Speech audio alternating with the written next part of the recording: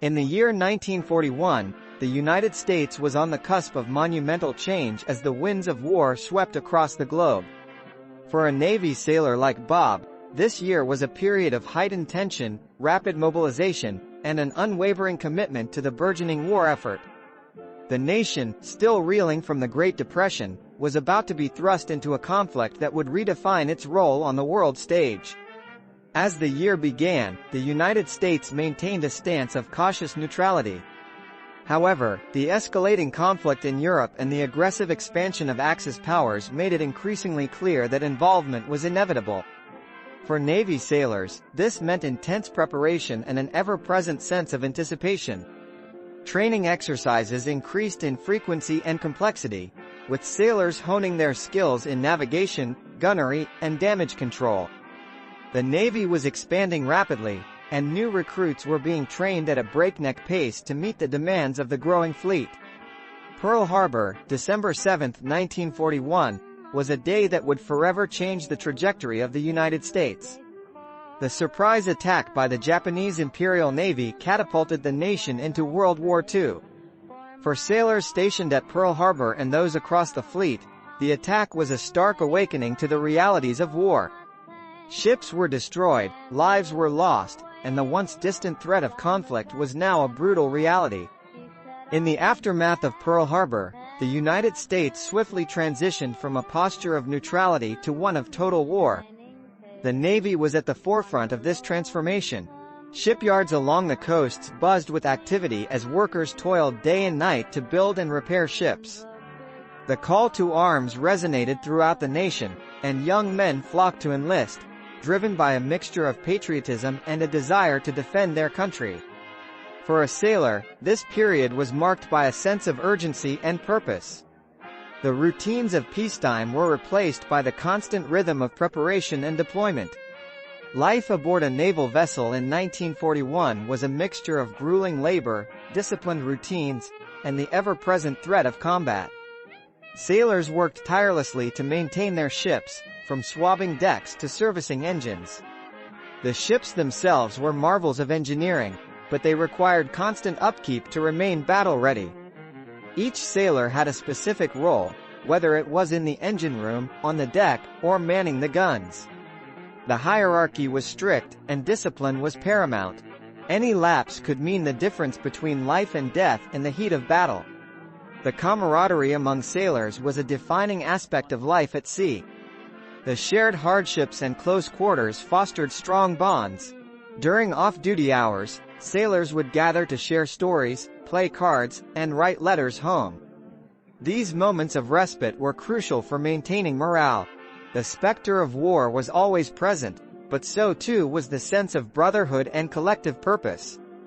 As the war effort ramped up, sailors found themselves deployed to theaters of conflict around the world. The Atlantic was a perilous expanse, with German U-boats posing a constant threat. Convoys had to be protected, and anti-submarine warfare became a critical component of naval strategy. In the Pacific, the vast distances and the threat of Japanese naval power required innovative tactics and unwavering resolve. Sailors had to adapt to the unique challenges of each environment, whether it was the icy waters of the North Atlantic or the tropical seas of the South Pacific. Back home, the war effort permeated every aspect of American life. Rationing, war bonds, and the conversion of industries to support the military were all part of the national endeavor to support the troops. For sailors, knowing that their efforts were backed by the collective will of their fellow citizens provided a powerful source of motivation. The nation was united in a common cause, and every sailor was a vital part of that effort.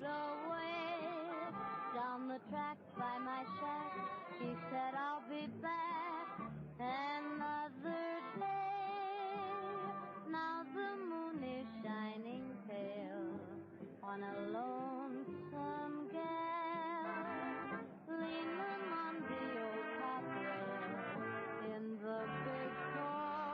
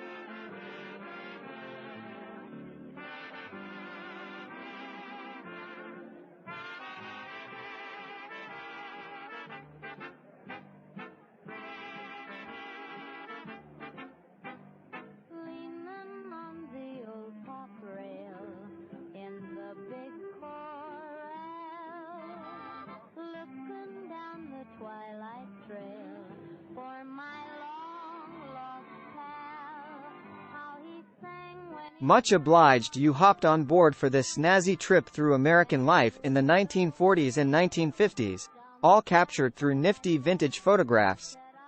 If this flick's got your motor running, don't be a square. Click on that jolly bucket of bolts to subscribe to the channel for more top drawer content just like this.